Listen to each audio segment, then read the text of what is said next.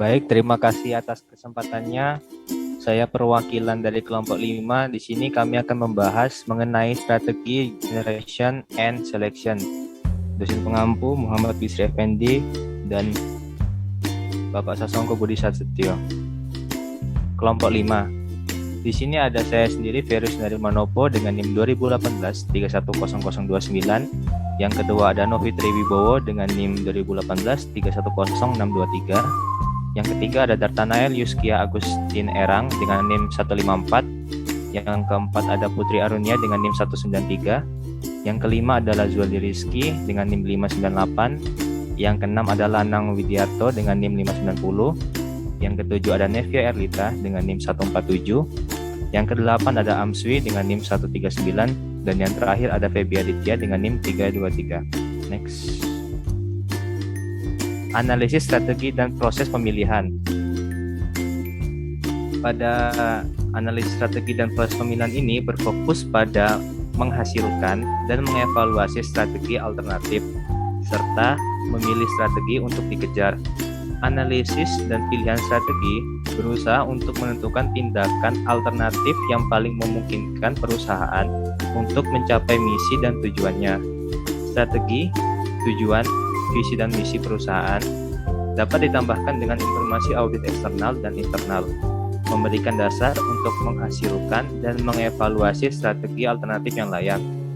Proses menghasilkan dan memilih strategi. Ahli strategi tidak pernah mempertimbangkan semua alternatif yang layak dapat menguntungkan perusahaan karena ada kemungkinan tindakan yang tidak terbatas dan jumlah cara yang tidak terbatas untuk mengimplementasikan tindakan tersebut. Oleh karena itu, seperangkat strategi alternatif yang paling menarik harus dikembangkan, diperiksa, diprioritaskan, dan dipilih. Next. Nah, berikut merupakan gambaran gambaran model manajemen strategi yang komprehensif. Bisa dilihat di buku juga. Next. Kerangka analisis strategi formulasi. Teknik perumusan strategi yang penting dapat diintegrasikan ke dalam kerangka pengambilan keputusan 3 tahap. Alat yang disajikan dalam kerangka ini berlaku untuk semua ukuran dan jenis organisasi, dapat membantu ahli strategi mengidentifikasi, mengevaluasi, dan memilih strategi. Mengidentifikasi dan mengevaluasi strategi alternatif harus melibatkan banyak manajer dan karyawan yang sebelumnya menyusun pernyataan visi dan misi organisasi, dan juga melakukan audit eksternal dan internal. Perwakilan dari setiap departemen dan divisi perusahaan harus dilibatkan dalam proses tersebut, seperti yang terjadi pada aktivitas perumusan strategi sebelumnya. Keterlibatan memberikan kesempatan terbaik bagi manajer dan karyawan untuk memperoleh pemahaman tentang apa yang akan dilakukan perusahaan dan mengapa, serta menjadi berkomitmen untuk membantu perusahaan mencapai tujuannya. Semua peserta dalam analisis strategi dan aktivitas pilihan harus memiliki informasi audit eksternal dan internal. Informasi tersebut dapat ditambahkan dengan pernyataan visi misi perusahaan yang akan membantu para peserta memahami dalam pemikiran mereka sendiri, dan juga strategi-strategi tertentu yang akan dipilih sangat bermanfaat bagi perusahaan. Kreativitas sendiri harus didorong dalam proses berpikir dengan cara tersebut, dan alternatif strategi yang diusulkan oleh peserta harus dipertimbangkan dan dibahas dalam pertemuan atau rangkaian pertemuan.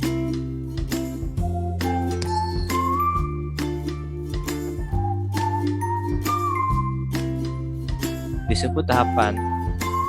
Tadi kan sudah dijelaskan ada 3 tahapan. Nah, di sini penjelasannya. Dalam tahapan pertama, merangkum informasi pemasukan dasar yang diperlukan untuk merumuskan strategi. Di dalam tahap pertama ini, rumusan strategi terdiri dari yang pertama ada matriks evaluasi eksternal atau EFE, yang kedua ada matriks evaluasi faktor internal IFE, dan yang ketiga ada matriks profil kompetitif CPM. tahap kedua, disebut sebagai tahap pencocokan yang berfokus pada menghasilkan strategi alternatif yang layak dengan menyelaraskan faktor eksternal dan internal utama. Dan teknik tahap 2 meliputi Matrix Strength Weakness Opportunity Threat atau SWOT. Yang kedua, Matrix Strategi Position and Action Evaluation Space. Yang ketiga ada Matrix Boston Consulting Group BCG. Yang keempat ada Matrix Internal Eksternal IE, dan yang terakhir ada Grand Strategi Matrix. Tahap ketiga disebut sebagai tahap keputusan, melibatkan satu teknik QSPM atau Quantitative Strategic Planning Matrix yang menggunakan informasi input dari tahap pertama untuk mengevaluasi secara objektif strategi alternatif yang layak yang diidentifikasikan pada tahap kedua, mengungkapkan daya tarik relatif dari strategi alternatif dan dengan demikian memberikan dasar objektif untuk memilih strategi tertentu. Next. Di sini merupakan kerangka analisis strategi formulasi. Yang tahap pertama merupakan tahap input, ada EFP, DSP, BPS, dan IFP. Yang kedua ada tahap pencocokan, ada SWOT, spasi, BCG, dan yang ketiga tahap keputusan matriks, ada QSPM. Untuk penjelasannya akan dijelaskan oleh rekan saya.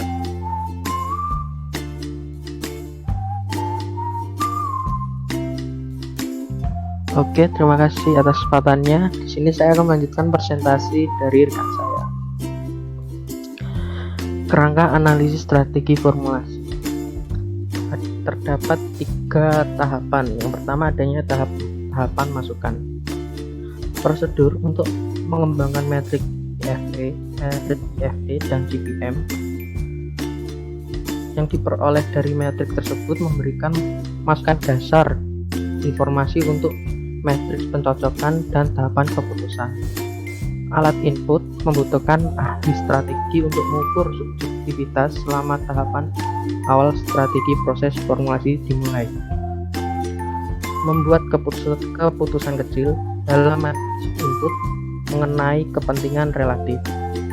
Faktor eksternal dan internal memungkinkan penyusun strategi untuk lebih efektif menghasilkan, memprioritaskan, mengevaluasi, dan memilih di antaranya strategi alternatif. Penilaian intuitif yang baik selalu dibutuhkan dalam menentukan bobot dan berkat yang sesuai. Yang kedua adanya tahapan pencocokan. Strategi yang didefinisikan sebagai kecocokan yang dibuat organisasi, sumber daya internalnya, dan keterampilan serta peluang dan risiko yang diciptakan oleh faktor eksternalnya. 2 tahapan pencocokan kerangka perumusan strategi terdiri dari 5 teknik yang dapat digunakan dalam urutan sebagai berikut. Yang pertama adanya matrix SWOT, matrix space, matrix BCG, matrix IE, dan grand strategi matrix. Alat-alat ini bergantung pada informasi yang diperoleh dari tahapan input untuk mencocokkan peluang eksternal dan ancaman dengan kekuatan dan kelemahan internal. Mencocokkan faktor kunci eksternal dan internal adalah penting untuk secara efektif menghasilkan strategi alternatif yang layak. Tahapan terakhir adanya tahapan keputusan. Peserta secara individual dapat menilai strategi pada skala 1 sampai skala 4 dengan sesuai keinginan mereka, kemampuan, dan kemudian menjurnalkan peringkat dari semua peserta sehingga dapat memprioritaskan strategi terbaik dapat tercapai. Namun QSPM yang telah dijelaskan menawarkan pendekatan yang lebih baik, kuat, prosedur untuk menentukan daya tarik relatif dari strategi alternatif. Next.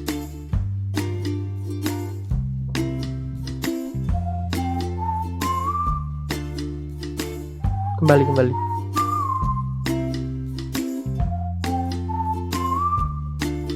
Selanjutnya adanya matrix SWOT. Metric SWOT adalah alat pencocokan yang membantu manajer mengembangkan 4 jenis strategi. Yang pertama adanya strategi SO, Strength, Opportunity, kekuatan peluang, strategi Weakness dan WO, kelemahan peluang, strategi ST, kekuatan ancaman, dan strategi WT, kelemahan dan ancaman. Mencocokkan faktor eksternal dan internal utama adalah bagian tersulit dari pengembang. Di sini terdapat 4 metric SWOT yang telah dirangkum. Yang pertama adalah strategi SO. Strategi SO menggunakan kekuatan internal perusahaan untuk memanfaatkan peluang eksternal.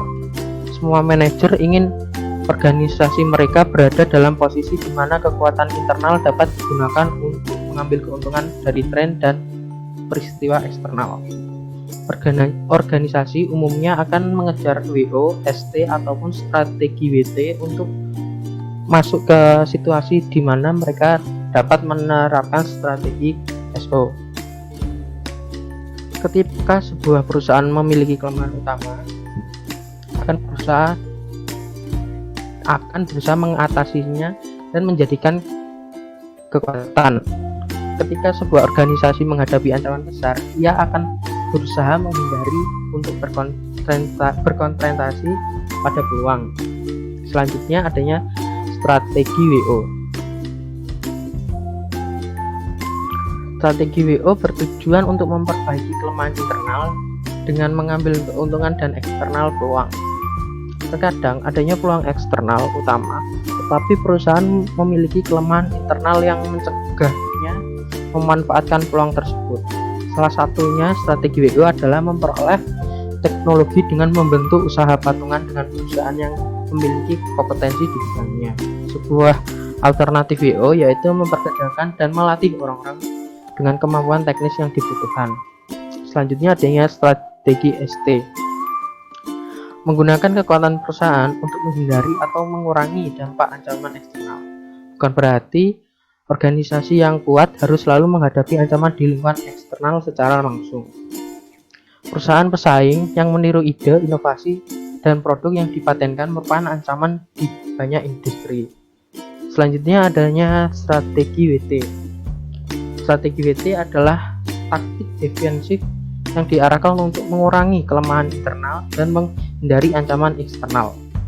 Sebuah organisasi dihadapkan dengan berbagai ancaman eksternal dan kelemahan internal yang memang dalam posisi sangat genting. Faktanya, perusahaan seperti itu mungkin harus berjuang dan untuk keberlangsungan perusahaan tersebut dengan menggabungkan retence dan menyatakan kebangkrutan atau memilih likuidasi. Next.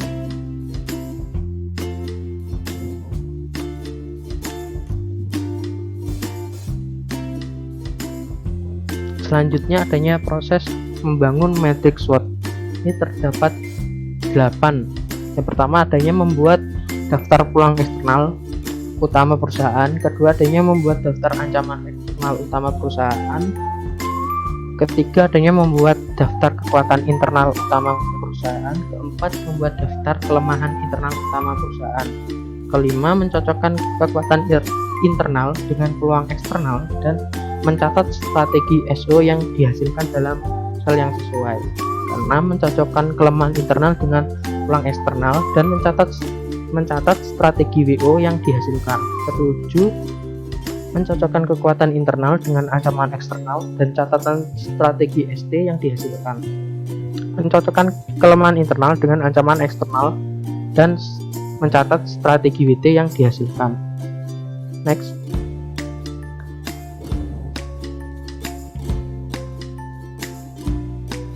Selanjutnya adanya matriks SWOT untuk toko komputer retail. Di sini terdapat adanya strategi strength atau kekuatan, weakness kelemahan, opportunity peluang, dan threat adanya ancaman. Dan adanya WO strength, WO ST strength, dan WT strength yang terdapat pada buku. Sekian, selanjutnya akan dilanjutkan oleh rekan saya. Terima kasih.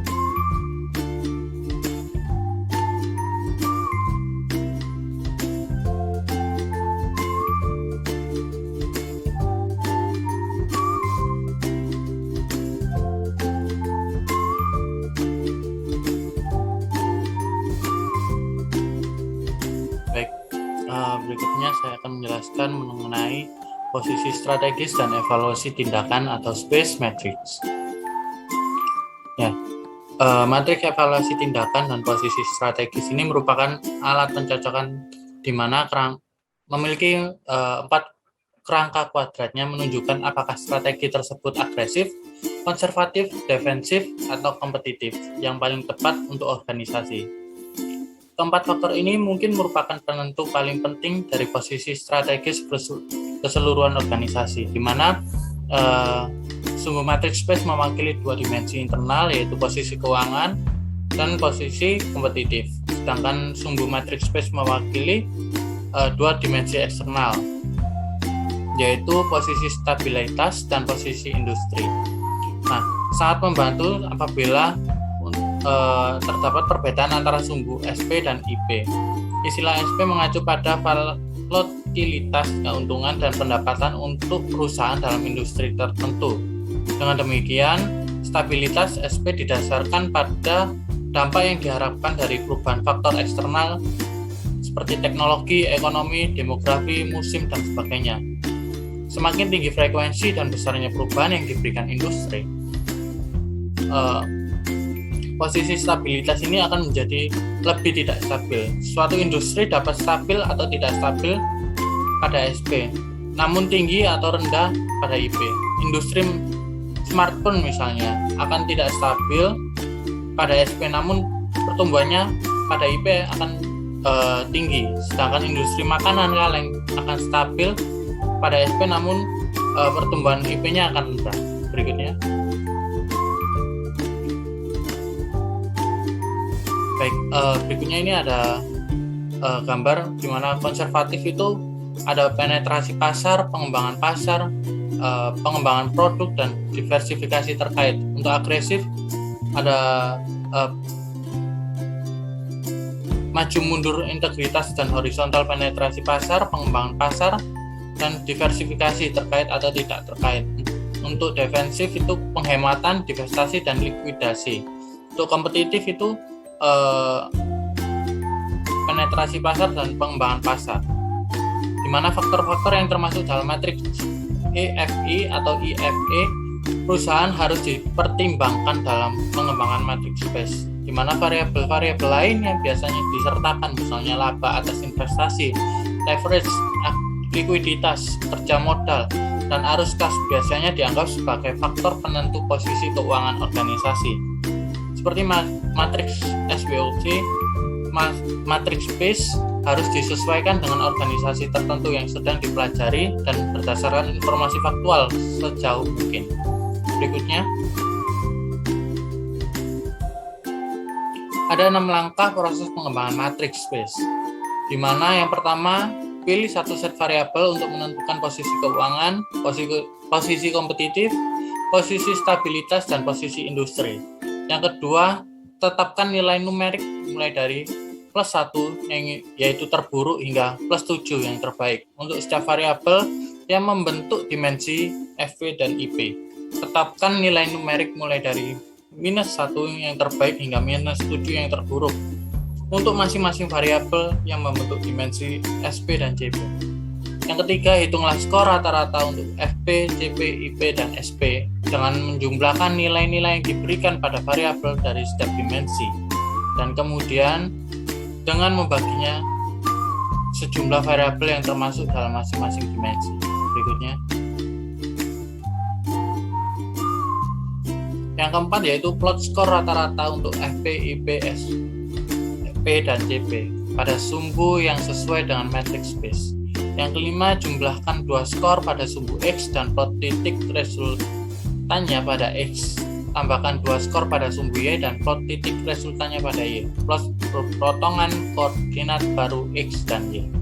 Yang keenam, gambarlah faktor arah dari titik asal matriks space 0.0 melalui koordinat baru X dan Y.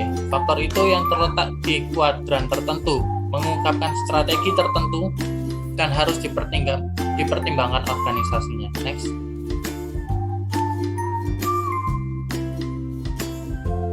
Baik, berikutnya akan dijelaskan oleh rekan saya.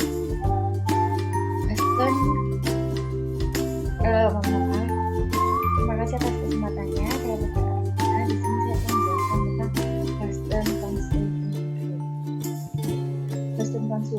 atau BCG berbasis di Boston dan memiliki 6.200 konsultan di seluruh dunia. Boston Consulting Group memiliki 87 kantor di 45 negara dan setiap tahun menempati peringkat 5 besar dalam daftar 100 perusahaan terbaik untuk bekerja versi Boston. Boston Consulting Group adalah perusahaan konsultan manajemen swasta yang mengkhususkan diri dalam perencanaan strategis. Divisi otonom atau sering disebut segmen atau apa dari sebuah organisasi membentuk apa yang disebut portfolio bisnis. Ketika divisi perusahaan bersaing di industri yang berbeda, strategi yang terpisah seringkali harus dikembangkan untuk setiap bisnis. Matrix Boston Consulting Group dan Matrix Internal Eksternal atau IE dirancang khusus untuk meningkatkan upaya perusahaan divisi untuk merumuskan strategi. Mengalokasikan sumber daya lintas divisi bisa dibilang merupakan keputusan strategis paling penting yang dihadapi oleh perusahaan multidivisi. Perusahaan multidivisi memiliki ukuran yang beragam, mulai dari perusahaan kecil, restoran, perusahaan besar, hingga konglomerat besar seperti Walt Disney Company, hingga universitas yang memiliki berbagai sekolah atau perguruan tinggi. Mereka semua perlu menggunakan analisis portofolio. Next.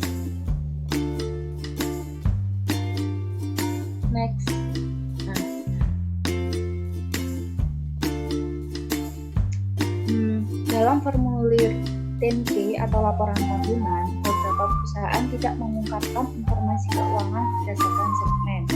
Dalam hal ini, analisis portofolio BCG mungkin tidak dapat dilakukan oleh orang di luar perusahaan. Namun, alasan untuk mengungkapkan informasi keuangan menurut segmen dalam formulir 10K lebih dari mengimbangi alasan untuk tidak mengungkapkan. Berikut alasannya. Yang pertama, transparansi adalah hal yang baik di zaman sekarang. Ini dikutip dari World of Sarbanes Act of 2002. Lalu yang kedua, investor akan lebih memahami perusahaan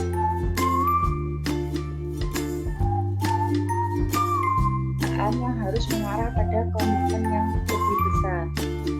Yang keempat, pengungkapan meningkatkan komunikasi proses baik di dalam perusahaan maupun di luar perusahaan. Lalu perusahaan pesaing dapat memperoleh persaingan bebas informasi. Nah, alasan ini mengapa perusahaan itu tidak mengungkapkan informasi keuangannya. Lalu yang kedua, kegagalan kinerja dapat disembunyikan. Yang ketiga, rivalitas antar segmen dapat dikurangi. Posisi pangsa pasar relatif diberikan pada sumbu X pada matriks BCG. Titik tengah pada sumbu X biasanya ditetapkan pada 0,50 sesuai dengan divisi yang memiliki setengah pangsa pasar dari perusahaan terkemuka di industri. Sumbu Y mewakili tingkat pertumbuhan industri dalam penjualan diukur dalam persentase, yaitu peningkatan pendapatan tahunan rata-rata untuk semua perusahaan dalam suatu industri. Baik, berikutnya dijelaskan oleh rekan saya. Terima kasih. Oke, baik. Terima kasih atas kesempatannya.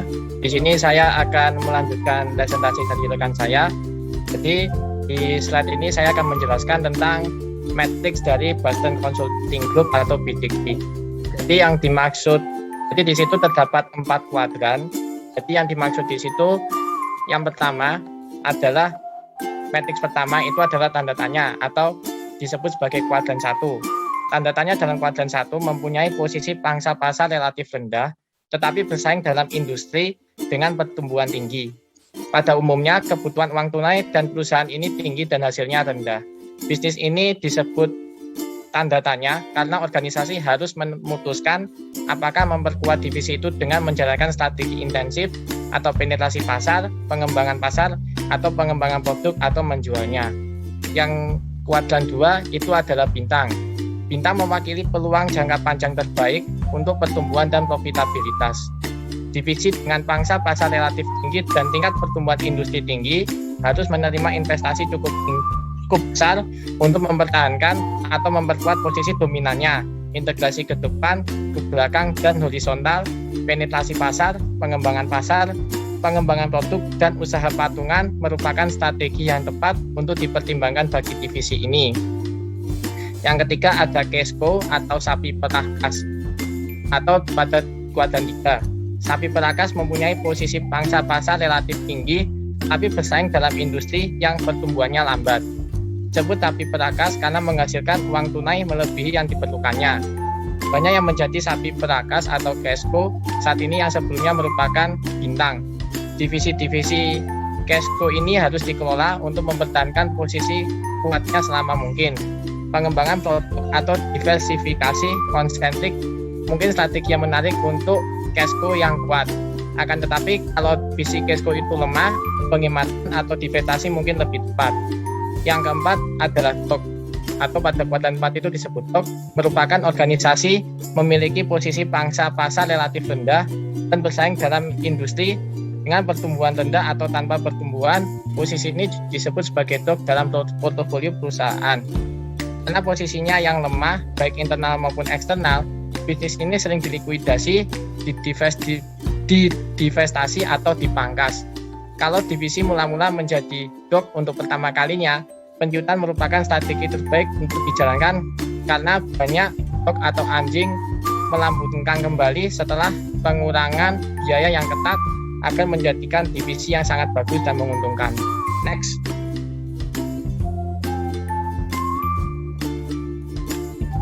Ya, ini saya akan menjelaskan tentang internal external matrix atau IE. Menurut David, matriks IE serupa dengan matriks PDG dalam arti keduanya menempatkan berbagai divisi dari organisasi dalam diagram skematis, sehingga keduanya disebut matriks portofolio. Di samping itu, ukuran dari setiap lingkaran menggambarkan persentase kontribusi penjualan dari setiap divisi, dan potongan kue mengungkapkan persentase kontribusi laba dari setiap divisi dalam matriks PDG dan IE. Tapi terdapat beberapa perbedaan. Yang pertama, sumbernya beda. Di samping itu, matriks IE memerlukan lebih banyak informasi mengenai divisi ketimbang matriks PDG. Lebih lanjut, implikasi strategis di setiap matriks berbeda. Dengan alasan ini, ahli strategi dalam perusahaan multidivisi sering mengembangkan matriks PDG dan matriks IE dalam merumuskan strategi alternatif. Kebiasaan praktis untuk mengembangkan matriks PDG dan IE untuk masa kini dan kemudian mengembangkan matriks yang diproyeksikan untuk mencerminkan harapan di masa depan. Analisis sebelum dan sesudah meramalkan pengaruh keputusan strategis yang dihadapkan pada portofolio divisi organisasi. Nah, situ terdapat matriks ya. Jadi situ dibagi menjadi 3 bagian utama. Yang pertama, divisi yang masuk ke dalam sel 1, 2, 4 dapat disebut sebagai divisi tumbuh dan bina. Strategi intensif atau penetrasi pasar, pengembangan pasar dan pengembangan produk, atau integratif atau integrasi ke belakang, integrasi ke depan, dan integrasi horizontal mungkin paling tepat untuk semua divisi ini. Kedua, divisi yang masuk dalam sel 3, 5 atau 7 baik dapat dikelola dengan strategi dan pelihara. Penetrasi pasar dan pengembangan produk merupakan 2 strategi yang terbanyak dilakukan untuk divisi ini. Ketiga, divisi yang umum yang masuk dalam sel 6, 8, dan 11 adalah panen atau divestasi. Organisasi yang sukses dapat mencapai portofolio bisnis yang diposisikan dalam atau di sekitar sel 1 dalam matriks internal eksternal. Baik, mungkin itu dari saya. Selanjutnya akan dilanjutkan oleh rekan saya. Terima kasih.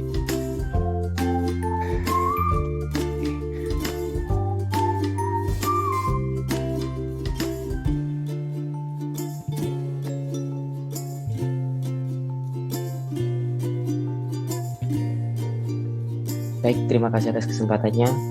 Perkenalkan, nama saya Lanang Widiarto dengan NIM 2018 310590. Di sini saya akan melanjutkan presentasi dari rekan saya, yaitu The Grand Strategy Matrix.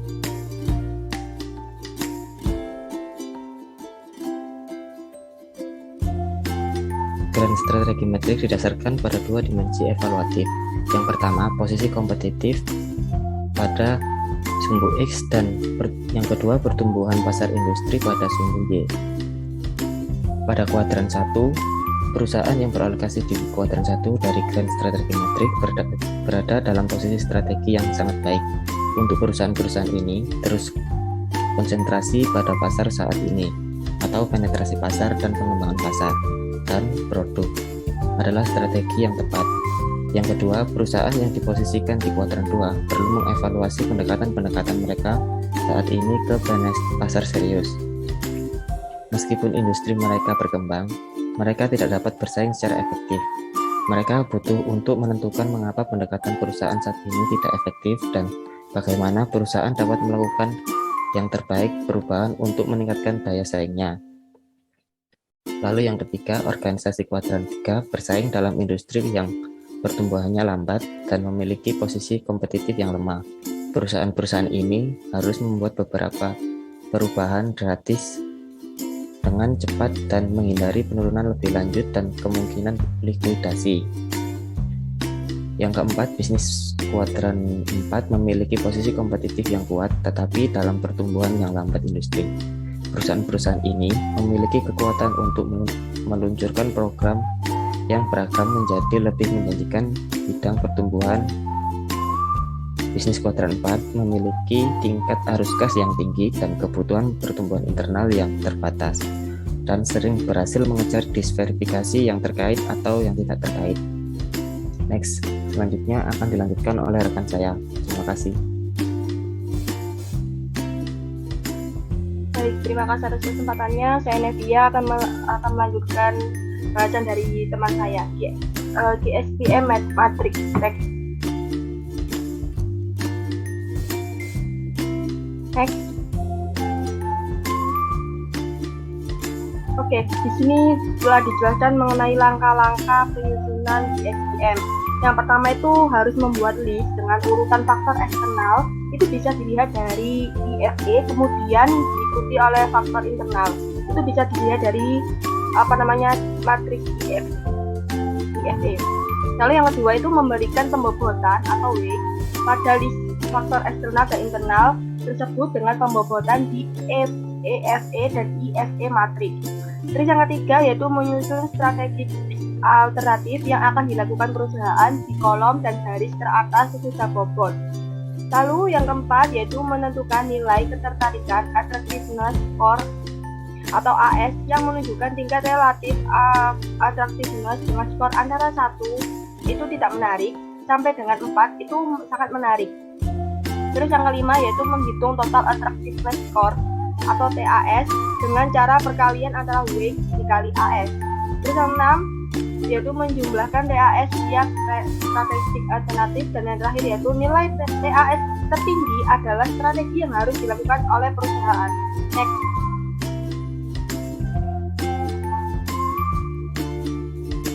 Contoh penggunaan GSPM yang pertama yaitu dalam matriks itu sudah ditentukan langkah strategi yaitu untuk membeli lahan baru, untuk membangun toko yang lebih besar atau merenovasi total toko lama. Yang kedua itu terdapat dua pilihan strategi dan masih bingung nih apa yang mau dipilih untuk keputusan terbaik, sehingga dilakukan analisis sesuai kondisi faktor eksternal dan internal dengan inputan dari EFE dan IFE. Lalu yang ketiga yaitu sudah memasukkan inputan tadi IFE dan IFE, selanjutnya itu memberikan weight sesuai nilai di IFE dan IFE matriks dari 1 sampai 4 tadi loh. Yang keempat yaitu nilai attractiveness score ditentukan dengan mengalihkan weight dengan nilai TAS. Terus yang kelima yaitu menjumlahkan TAS untuk strategi alternatif dan sesuai contoh di bawah dengan nilai terbesar alternatif membalikan lahan baru dan membangun toko yang lebih besar. Sekian presentasi dari saya dan akan dilanjutkan oleh rekan saya. Terima kasih.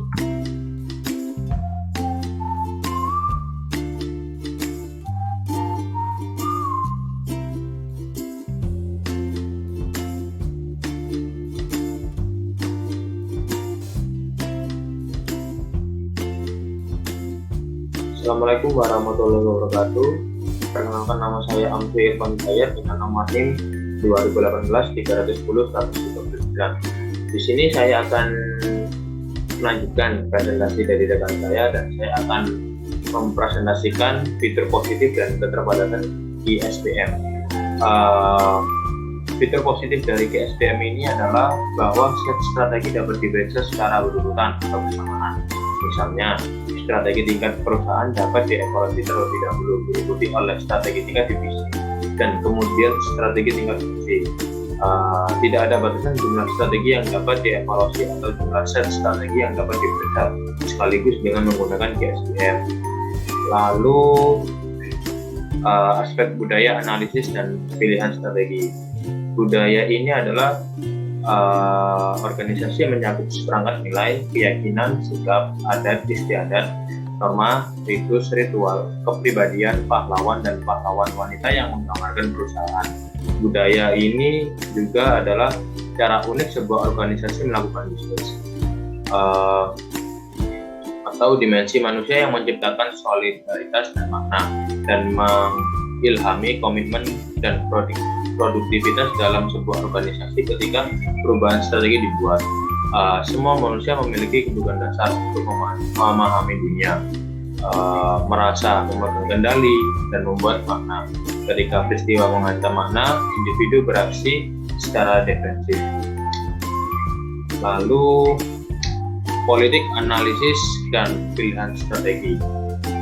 Semua organisasi itu adalah politik, kecuali yang dikelola. Manuver politik menghabiskan waktu yang berharga, merongrong tujuan organisasi, mengalihkan energi manusia, dan mengakibatkan hilangnya beberapa karyawan yang berharga. Politik internal mempengaruhi pilihan strategi di semua organisasi, karena strategi harus efektif di pasar dan mampu mendapatkan komitmen internal. Taktik berikut yang digunakan oleh politis selama berabad-abad dapat untuk membantu ahli strategi. Yang pertama itu mencapai hasil yang diinginkan lebih penting daripada memaksakan metode tertentu. Oleh karena itu, pertimbangkan berbagai metode dan pilih. Bila memungkinkan, salah satu yang akan memberikan komitmen terbesar dari karyawan atau manajer. Yang kedua, mencapai hasil yang memuaskan dengan strategi yang populer umumnya lebih baik daripada mencoba atau mencapai hasil yang optimal dengan strategi yang tidak populer. Lalu yang ketiga ini, seringkali dengan cara yang efektif untuk mendapatkan komitmen dan mencapai hasil yang diinginkan, seperti dengan beralih dari masalah dan perhatian khusus umum. Lalu yang keempat ini, seringkali kita itu menggunakan cara yang efektif untuk mendapatkan komitmen dan mencapai hasil yang diinginkan, sebagaimana dengan beralih dari masalah dan masalah jangka pendek ke jangka panjang. Lalu yang terakhir, yang kelima ini, manajer tingkat menengah harus benar-benar terlibat dan mendukung keputusan strategis, karena implementasi yang berhasil akan bergantung pada dukungan. Sekian dari saya, akan dilanjutkan oleh rekan saya. Terima kasih. Ya, saya akan melanjutkan presentasi dari rekan saya. Sebelumnya perkenalkan, nama saya Feby Aditya Fernanda, NIM 2018-310-323. Ya, pada slide ini yaitu Board of Director Governance Issues. Board of Director yaitu Dewan Direksi adalah sekelompok individu yang dipilih oleh perusahaan untuk memiliki pengawasan dan bimbingan atas manajemen dan untuk mempertahankan kepentingan pemegang saham. Peran dan tugas Dewan Direksi sendiri dapat dibagi menjadi 4 kategori besar, yaitu control and oversight over management, yang kedua adherence to legal perception, yang ketiga consideration of stakeholder interest, dan yang keempat advance of stakeholder right. Selanjutnya yaitu implication for strategi. Di sini dari Dewan Direksi sendiri untuk menggunakan strategi, yaitu yang pertama yaitu seperti pada gambar yang telah ada di slide, yaitu gain and sustain competitive advance, yaitu pada establish a clear vision and mission. Yang kedua formulate strategis, yang keempat implement strategis, dan yang terakhir mengenai evaluasi dan monitoring. Seperti itu. Ya, next. Ya, slide selanjutnya yaitu ringkasan dari bab ini, yaitu sebuah organisasi tanpa arah dan tidak ada strategi yang koheren akan mempercepat kehancuran perusahaan tersebut. Ketika sebuah organisasi tidak tahu kemana ia ingin pergi atau tujuannya tidak diketahui, biasanya ia berakhir di suatu tempat yang tidak diinginkan oleh organisasi tersebut. Setiap organisasi perlu secara sadar menetapkan dan mengomunikasikan tujuan dan strategi yang jelas. Setiap organisasi baik militer, berorientasi pada produk, berorientasi pada layanan, pemerintah, atau bahkan atletik harus mengembangkan dan menjalankan strategi yang baik untuk memenangkan atau untuk berada pada tujuannya. Sebuah pelanggaran yang baik tanpa pertahanan yang baik atau sebaliknya biasanya mengarah pada kekalahan. Mengembangkan strategi yang menggunakan kekuatan untuk memanfaatkan peluang dapat dianggap sebagai pelanggaran, sedangkan strategi yang dirancang untuk memperbaiki kelemahan sambil menghindari ancaman dapat disebut defensif. Next. Oke, sekian dari presentasi kelompok kami. Bila ada salah kata mohon dimaafkan. Wassalamualaikum warahmatullahi wabarakatuh.